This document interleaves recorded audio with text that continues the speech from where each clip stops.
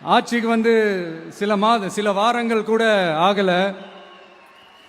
6 மாசம் அமைதியா இருப்போம்னு சொன்னவங்களாம் 6 நாள் கூட அமைதியா இருக்க முடியல.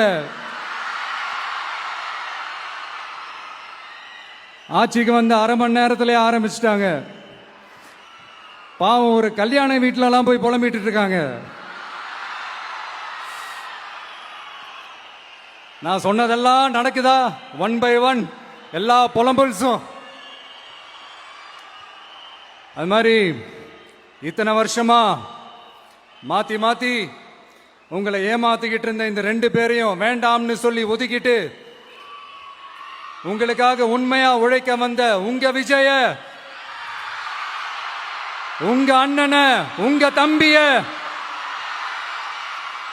முதல் அமைச்சரா இல்ல முதல் சேவகனா ஆக்கியிருக்கிறீங்க. தலை வணங்கி ஒட்டுமொத்த தமிழக மக்களுக்கும் இந்த நேரத்தில் என்னுடைய நன்றியை தெரிவிச்சுக்கிறேன்.